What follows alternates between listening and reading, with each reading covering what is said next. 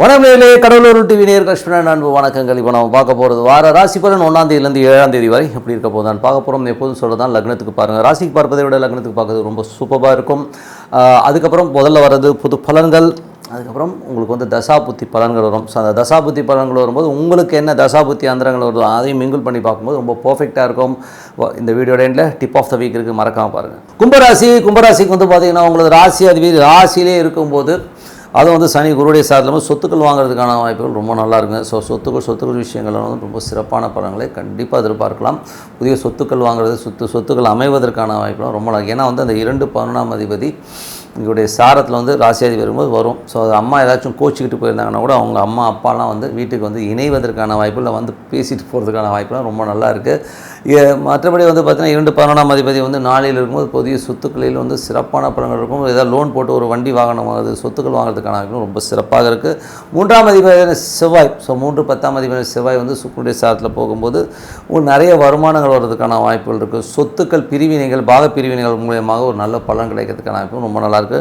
மற்றபடி 4 மற்றும் உங்களுக்கு வந்து 10ஆம் அதிபதியான செவ்வாய், ஸோ 4 மற்றும் 10ஆம் அதிபதியான 4 மற்றும் 9ஆம் அதிபதியான சுக்கிரன் வந்து பார்த்திங்கன்னா உங்களுக்கு வந்து 5இல் இருக்கும்போது கொஞ்சம் அப்பா அம்மா நடுவில் வந்து நல்ல ஒரு உறவுகள் இருக்கிறதுக்கான வாய்ப்பு ரொம்ப நல்லாயிருக்கும். அது மட்டும் இல்லாமல் பார்த்திங்கன்னா சொத்துக்கள் மூலியமாக நல்ல பணம் வர்றதுக்கான வாய்ப்புலாம் ரொம்ப சிறப்பாக இருக்குது. வெளிநாட்டில் இருக்கிறவங்கலாம் வந்து பார்த்திங்கன்னா புதிய ஒப்பந்தங்கள் கையெழுத்தாடுறதுக்கான வாய்ப்புகளும் ரொம்ப சிறப்பாக இருக்கும். ஸோ அதெல்லாமே ரொம்ப நல்லாயிருக்கு. 5ஆம் அதிபதியான புதன், ஸோ 5, 8ஆம் அதிபதி புதன் வந்து 6 வேலை விஷயங்கள் ரொம்ப கவனமாக இருக்கணும். வேலையில் வந்து தேவையில்லாத ஒரு மன உளைச்சல், ஸ்ட்ரெஸ்ஸு, டென்ஷன் வர்றதுக்கான வாய்ப்புகள் ரொம்ப கவனமாக இருக்கணும்.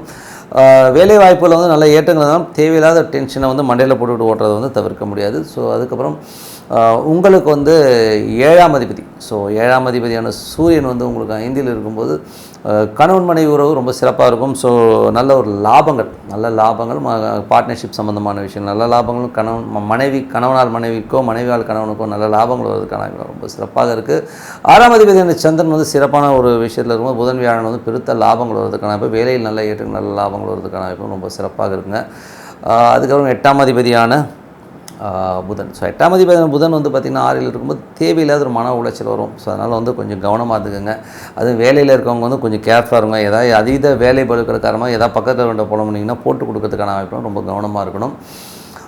அதுக்கப்புறம் பார்க்கும்போது உங்களுக்கு வந்து 9ஆம் அதிபதியான சுக்கிரன், ஸோ 9ஆம் அதிபதியான சுக்கிரன் வந்து 5இல் இருக்கும்போது நல்ல ஒரு ஆன்மீக பிரயாணங்கள் போகிறதுக்கான வாய்ப்புகள் நிறைய இருக்குங்க. ஸோ ஆன்மீக பிரயாணங்கள், ஸோ தாயாரோடைய வந்து சேர்ந்துக்கிட்டு ஸோ தாயாரோட வீட்டுக்கு போகிறது, இல்லை தாயார் உங்கள் வீட்டுக்கு வர்றது, இந்த மாதிரி விஷயங்கள் ரொம்ப நல்லாயிருக்கும். ஏதாச்சும் பேச்சுவார்த்தைகள் இல்லாமல் இருந்தாங்கன்னா கூட ஓரளவுக்கு சமாதானமாகி சேர்கிறதுக்கான வாய்ப்புலாம் ரொம்ப நல்லாயிருக்கு. ஸோ அதுக்கப்புறம் பார்க்கும்போது உங்களுக்கு 10ஆம் அதிபதியான செவ்வாய் வந்து 3இல் வந்து ஆட்சி பலத்தோடு இருக்கும்போது நிறைய தொழில் ஒப்பந்தங்கள் வருவதற்கான வாய்ப்புகள் இருக்குது. பட் இருந்தாலும் வந்து அது சுக்கிரனுடைய சாதனமும், அது சுக்கிரன் 5இல் இருக்கும்போது தொழில் வந்து கொஞ்சம் கவனம் தேவை. ஸோ ஒரு வாரத்துக்கு வந்து கொஞ்சம் போஸ்ட்பான் பண்ணி கொஞ்சம் யோசித்து பண்ணுங்கள். ஸோ அந்த மாதிரி யோசித்து பண்ணும்போது சிறப்பான விஷயங்கள் கண்டிப்பாக இருக்கும். அதுக்கப்புறம் பார்க்கும்போது உங்களுடைய 11ஆம் அதிபதியான குரு வந்து 4 இருக்கும்போது சொத்துக்கள், தந்தை தாயார் சம்மந்தமான விஷயம் நல்ல லாபம், நல்ல ஏற்றங்கள் வருவதற்கான ரொம்ப சிறப்பாக இருங்க. ஸோ எல்லாமே சிறப்பு தான். பட் இருந்தாலும் வந்து பார்த்திங்கன்னா இதில் 4 வந்து பார்த்திங்கன்னா குரு வந்து சந்திரனுடைய சாதத்தில் போகிற காலகட்டங்களில் தாயாரோட உடல்நலம் சார்ந்த விஷயங்களை மட்டும் கொஞ்சம் கவனமாக, கொஞ்சம் மெடிக்கல் ட்ரீட்மெண்ட் அந்த மாதிரி விஷயங்கள் இருக்கும், அது மட்டும் கொஞ்சம் பார்த்துக்கணும். ஸோ இதுவரை பார்த்து பொது பலன்கள். இப்போ வந்து தசாபுத்தி பலன்கள் எப்படி இருக்கும்? கும்ப லக்னமாக இருந்து சூரிய தசாபுத்தி சூரியன் வந்து பார்த்திங்கன்னா உங்களுக்கு 5இல் இருக்கும்போது கணவன் மனைவி பார்ட்னர்ஷிப் சம்மந்தமான விஷயம் நல்ல லாபங்கள் வர்றதுக்கான வாய்ப்புலாம் ரொம்ப சிறப்பாக இருக்குது. அது ஒரு நல்ல விஷயம். அப்புறம் பார்த்திங்கன்னா கும்ப லக்னமாக இருந்து சந்திர தசாபுத்தி நல்ல சிறப்பான பலன், நல்ல விஷயம், நல்ல ஏற்றங்கள் வருவதற்கான வாய்ப்புகளும் ரொம்ப சிறப்பாக இருக்குது. கும்ப லக்னமாக இருந்து செவ்வாய் தசாபுத்தி செவ்வாயில் வந்து பார்த்திங்கன்னா உங்களுக்கு 10ஆம் அதிபதியாக இருந்து புதிய ஒப்பந்தங்கள் மூலியமாக சிறப்பான பலன்களை கண்டிப்பாக எதிர்பார்க்கலாம். ஸோ அது வந்து பார்த்திங்கன்னா உங்களுக்கு அது வந்து சுக்கிரனுடைய சாரத்தில் போகும்போது நல்ல ஏற்றங்களும் நிறைய பிரயாணங்கள் மேற்கொள்வதற்கான வாய்ப்புகளை கண்டிப்பாக கொடுத்துரும். கும்ப லக்னமாக இருந்து ராகு தசாபுத்தி, ராகு வந்து 2இலிருந்து புதனுடைய சாரத்தில் போகும்போது கொஞ்சம் எமோஷன்ஸ் ஜாஸ்தி இருக்கும். இது வந்து ஒரு ஜூலை ஒரு 7-8 தேதிக்கு மேலே வந்து எல்லாமே மாறிடும். ஸோ அதுவரை கொஞ்சம் கேர்ஃபுல்லாக இருக்கின்ற ஒரு காலகட்டம். அதுக்கப்புறம் எல்லாமே மாற்றம் வந்து ரொம்ப சிறப்பான பலன்களை கண்டிப்பாக எதிர்பார்க்கலாம். மற்றபடி வந்து பார்த்திங்கன்னா கும்ப லக்னமாக வந்து குரு தசாபுத்தி நடக்கிறவங்களுக்கு ரியல் எஸ்டேட் சார்ந்த துறைகள், ஸோ வண்டி வாகனம் வாங்குறதுக்கான யோகங்களும் ரொம்ப சிறப்பாக இருக்குது. அதுவும் லோனில் வாங்கலாம்னா வாங்குறதுக்கான ரொம்ப சிறப்பாக இருக்குது. கும்ப லக்னமாக இருந்து உங்களுக்கு வந்து சனி தசாபுத்தி நடக்கிறவங்க, சனி வந்து பார்த்திங்கன்னா உங்களுக்கு ராசியிலே இருந்து குருடைய சாரத்தில் இருக்கும்போது வீடு வாசல் சொத்து சுகங்கள் அமைவதற்கான வாய்ப்புகள் ரொம்ப சிறப்பாக இருக்குது. அது ஒரு நல்ல விஷயங்கள் தான். சில பேர் வந்து நல்ல ஒரு பிரயாணங்கள் மேற்கொள்வதற்கான வாய்ப்புகளும் ரொம்ப நல்லா இருக்குது. வெளிநாடு வெளியூர் வெளி மாநிலங்கள் போகிறதுக்கான பிரயாணங்கள் கண்டிப்பாக சிறப்பாக இருக்குங்க. கும்ப லக்னமாக இருந்து புதன் தசாபுத்தி அந்தரம் நடக்கணும். பார்த்தீங்கன்னா புதன் வந்து பார்த்திங்கன்னா உங்களுக்கு வந்து 6ல் இருக்குது. 5ஆம் அதிபதி 6லேருந்து அது 8ஆம் அதிபதி 6ல் இருக்கும். வேலை விஷயங்களை ரொம்ப கவனமாக இருக்கணும். வேலையில் வந்து தேவையில்லாத ஒரு மன உளைச்சல் வந்து போகிறதுக்கான வாய்ப்புகள் ரொம்ப நல்லாயிருக்கும்.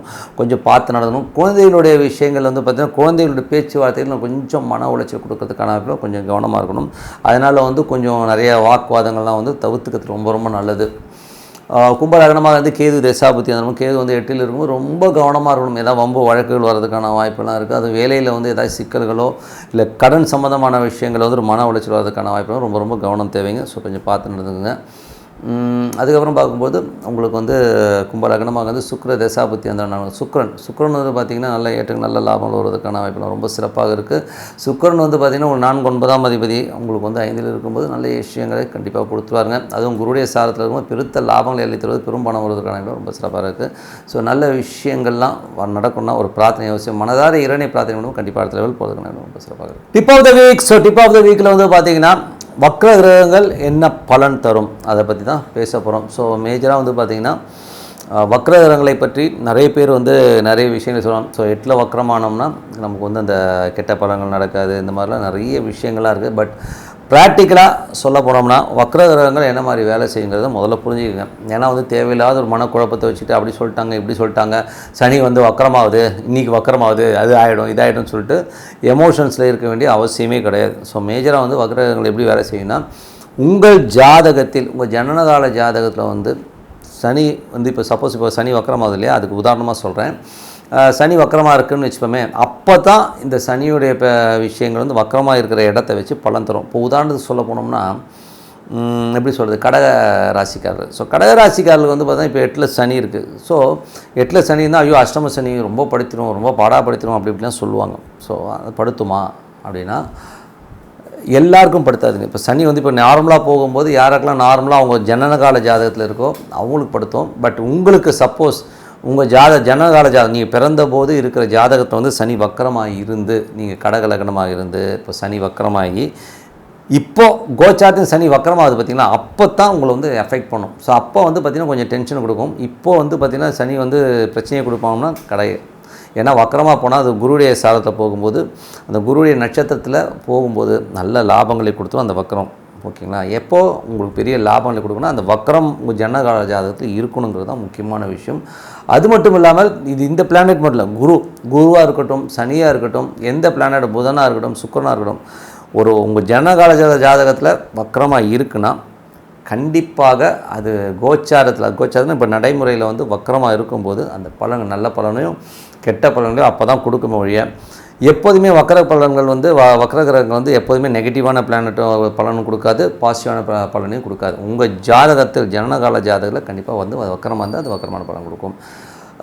அதுக்கப்புறம் என்ன சொல்லுவாங்கன்னா, ஸோ வக்கர கிரகங்கள் வேறு என்ன மாதிரி விஷயங்களை கொடுக்குன்னா நார்மலாக மற்ற நாள்லாம் வந்து அது பலனே கொடுக்காது, சும்மா நியூட்ரலாக இருக்கும் போதே மற்றபடி உங்களுடைய தசாபுத்தி அந்தரங்கள் சூட்சுமங்கள் இந்த மாதிரி விஷயங்கள் தான் பலன் கொடுக்கும் போது வக்கர கிரகங்கள் மற்ற டைமில் பலன்கள் கொடுக்காது. உதாரணம் சொல்லப்போனால் இப்போ சனி தசை நடக்குது, எனக்கு சனி வக்கரமாகுதுன்னா உங்களுக்கு பாதிப்பு இருக்குன்னா கண்டிப்பாக இருக்கும். உங்கள் ஜனகால ஜாதகத்தில் சனி வக்கரமாக இருந்ததுன்னா பாதிப்பு இருக்கும், இல்லைன்னா பாதிப்பே இருக்காது. நீங்கள் சனி உங்கள் ஜனகால ஜாதகத்தில் வந்து வக்கரமாக இல்லைன்னா அதை பற்றி கவலை பண்ணணும்னு அவசியமே கிடையாது.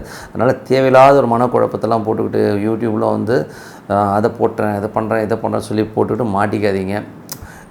ஜென்ரலாக வந்து ஒரு ஜனகால ஜாதகத்திலே கூட பார்த்தீங்கன்னா ஒரு கிரகம் வக்கரமாக இருக்கலாங்க, ஒரு 3-4 கிரகம்லாம் வக்கரமாகனா அவனை மாதிரி ஒரு பிடிவாதக்காரனை பார்க்கவே முடியாது. அவங்க வந்து அடமண்ட்டாக நிற்பாங்க, நான் இப்படி தான் இருப்பேன்னு சொல்லிட்டு அடமண்ட்டாக இருப்பாங்க.